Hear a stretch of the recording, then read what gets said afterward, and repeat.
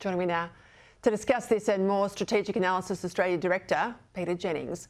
Well, Peter, give us your sense of things. How long do you think this is going to last, the trading of blows in the Middle East?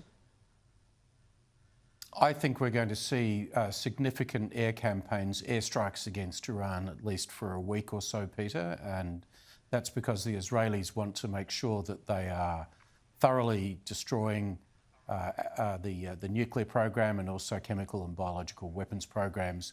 But I think more broadly than that, going after a significant amount of infrastructure which is necessary more broadly to support those programs. And also after the senior leadership of the Iranian military, and depending on how things go, perhaps also their political leadership. So this is going to last, let's say, a week in terms of intense combat operations, and perhaps even longer.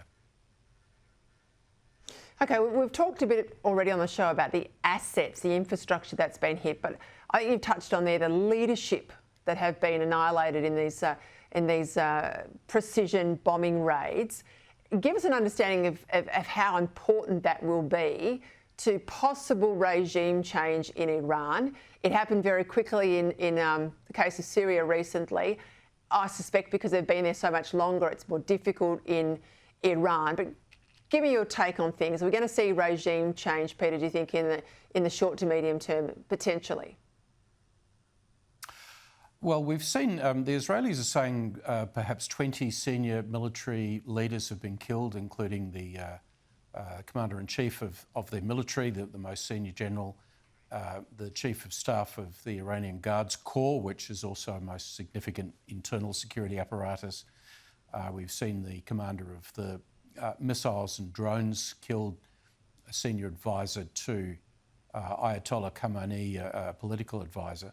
So this starts to go to the leadership group that is around Ayatollah Khamenei. It seems that the reporting is, Peter, that the Americans have said to Israel, don't go after Khamenei himself. But I think that the Israelis are doing what they can to make sure that Iran cannot come back from these strikes quickly.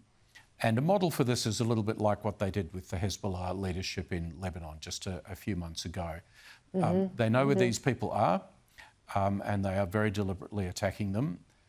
And I think that shows you that beyond taking out the nuclear program and missiles and so forth, there is an attempt now to do serious damage to the senior leadership structure of Iran as well. And Donald Trump says, of course, the US are not involved, but they could become involved. What would cause that to happen? They're involved. They will clearly be providing a range of intelligence support to the operation. US naval assets have been responsible for shooting down a number of drones and missiles, which were part of the early stage Iranian response back.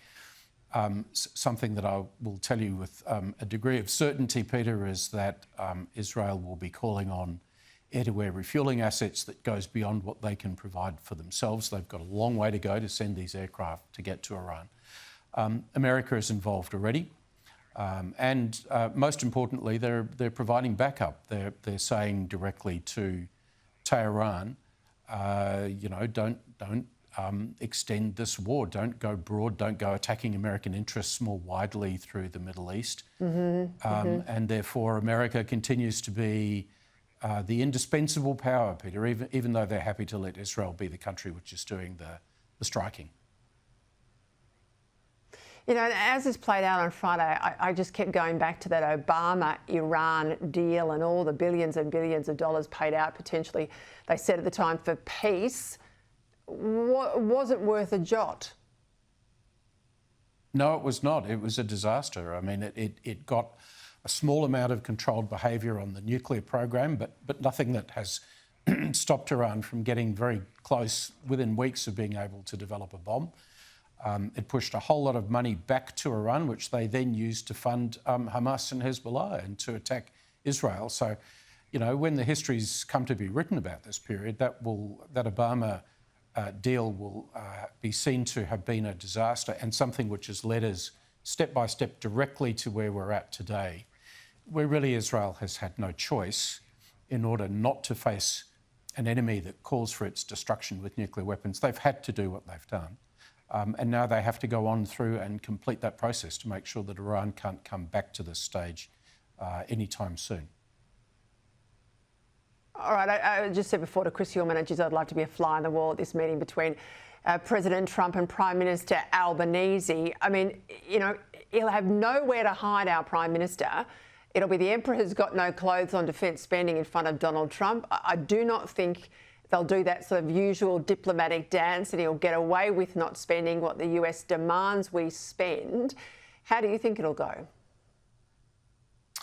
Well, I suppose Albanese will be hoping for the lightest of sort of, grip and grin kind of corridor meetings, but I don't think he'll get that. And I think our own government's spin that this is just what a new administration does is correct. The administration's been in power for half a year now. They've very clearly said what their expectation is in terms of Australian defence spending. They know we're failing them on that score, and they know that our government has been full of backhanders towards Trump and his personality. So this could get quite ugly, I think, in terms of America saying, we're not walking from AUKUS, but Australia, if you want to keep in AUKUS, the price has just gone up. You're going to have to do more.